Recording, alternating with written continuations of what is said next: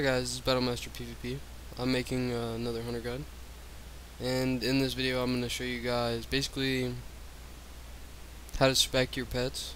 Well, see, I don't like to say I'm going to show you guys, because all I'm really going to do is make suggestions. You guys can play the game however you want, but I'm going to try to explain what the different pet trees are and where they're useful. Try to explain why people pick certain talents, and just basically inform you guys as best I can so you guys can decide how to set up your pets. So a lot of hunters use the cunning tree, and that's for this ability right here, Roar of Sacrifice. It protects a friendly target from critical strikes, making attacks against the target unable to be critical strikes but 20% of all damage taken by that target is also taken by the pet, and it lasts 12 seconds. So that's really fucking important, especially if you know that you're getting queued into like a certain comp that the only real strength to the comp is just crazy damage. I mean, if you're getting queued into other KFCs pretty often, which you do at higher ratings, you're definitely gonna want this. It would be very useful. Another thing about this tree is that you get this talent, Bullheaded. Removes all movement and pairing effects, and all effects while cause. Wait, I suck at reading. Well, not reading, but reading out loud. So yeah. Removes all movement and pairing effects and all effects which cause loss of control of your pet, and reduces damage done to your pet by 20% for 12 seconds. You can use this either as like a second Bestial Wrath for your pet. I mean, it's basically just a pet trinket, or you can maybe macro it in with your Ds, and when you stack that with let me find it. And where is it? Okay, Cower. Cower, it's 40% less damage for 6 seconds. So I mean, you stack the two, it's pretty useful as a D. Other than that, you get the same thing as the other trees. If you notice that aside from tenacity, ferocity, and cunning, they both have combat experience and dash, which are like the main PvP talents. I mean, 50% damage, you need that, and dash is really helpful. But yeah, cornered. If people are going on your pet's gonna do a huge amount more damage, like just insane damage in the cunning tree. But that's only if people are going on your pet, and if people are going on your pet to the point that your pet's below 35%, you're probably just dragging your pet back anyways, trying to get it to like kind of kite or line of sight the people that are trying to kill the pet. Something I love about the cunning tree though is this boar speed. This is really awesome. Your pet is just always right on top of the target, like the whole time. So yeah, that's the cunning tree. Those are the benefits for being in the tree. Now, ferocity, you have the combat experience, spiked collar, and dash. Dash is the same for all the talent trees, so is combat experience. Spiked collar, it just basically helps your pet do damage. 10% basic attack damage, 10% attack speed, and 10% critical strike chance. But the two things that make ferocity really good is the rabbit ability. When you pop this with all of your other cooldowns, it makes you do so much damage.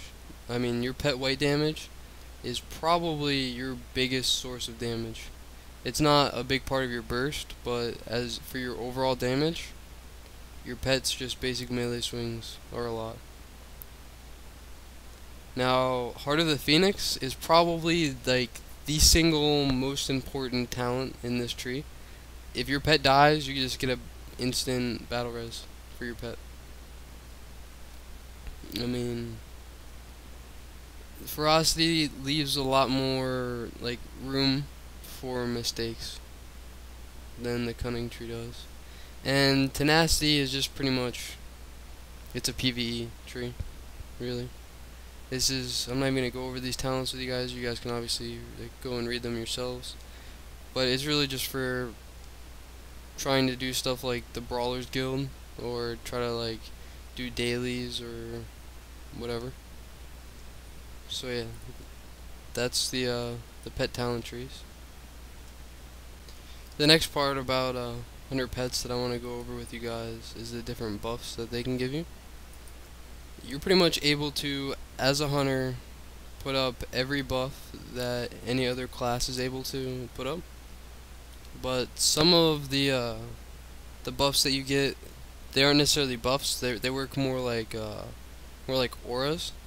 So you're really not gonna have them up the entire time. During Stampede, you're gonna have all the buffs pretty much if you set up your Stampede right. So, alright. And it also, when you're trying to set up your Stampede, it's really important to take into consideration like the classes that you're gonna be playing with and what buffs they can already give you. So if you get a Spirit Beast, then these things they're a pain to farm.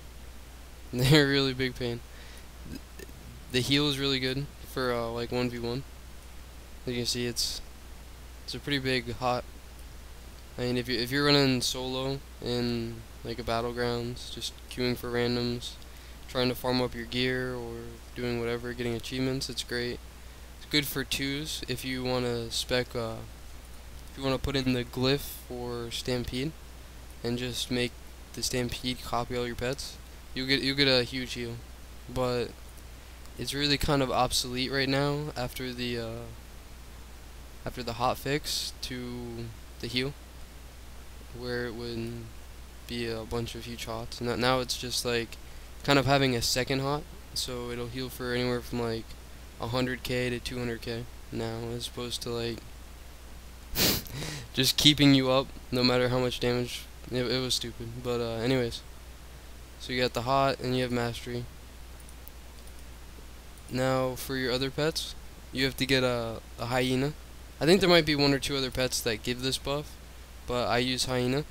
It's 10% ranged and melee attack speed for anybody that's in your party, and it lasts for 2 minutes. It's a great talent to have in your Stampede. Now you have a Water Strider. This will give you the 5% crit, and it'll give you 10% spell power. So if you put this into your Stampede, and you're playing with like a Holy Pally or something like that, it allows you to be more aggressive during your Stampede because you can rely on their heals more. Let's see. So yeah, it's kind of 2 buffs in one for that. It's actually kind of overpowered. But then you get these things, the Quailins. I found my Quailin out here. Here, I'll show you on the map. It's anywhere on this map, really. They're all over the place.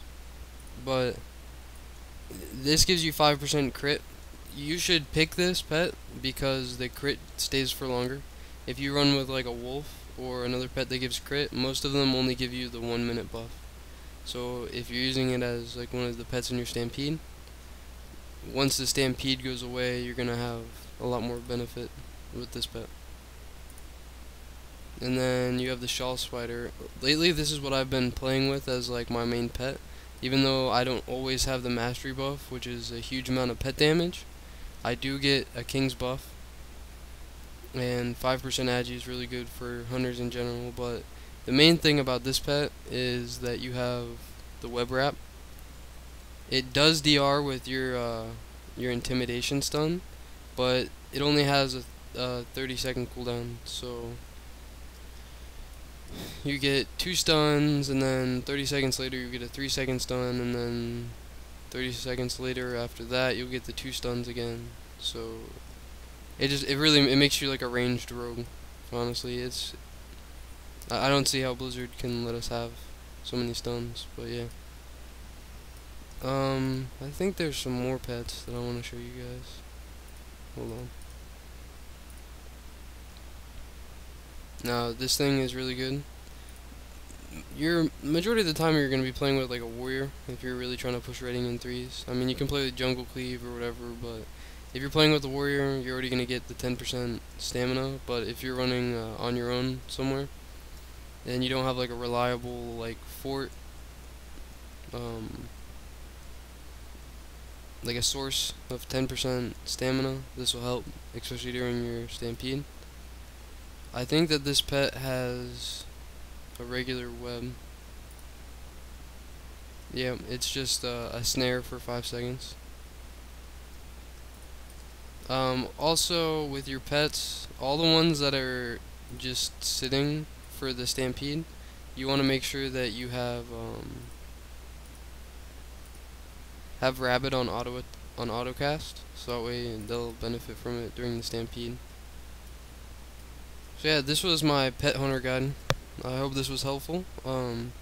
By the way, when you're in the starting room for the arena or battlegrounds, and you notice that you're missing any type of buff that your pets might be able to give, wait until about 15 to 30 seconds left on the timer for the gates to open, and you can actually put these buffs up and then dismiss the pets and then put up more buffs.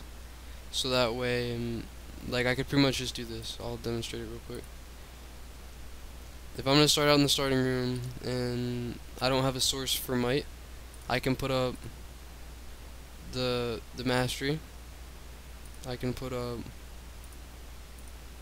the hyena buff, and then I can put up the 5% chance to crit,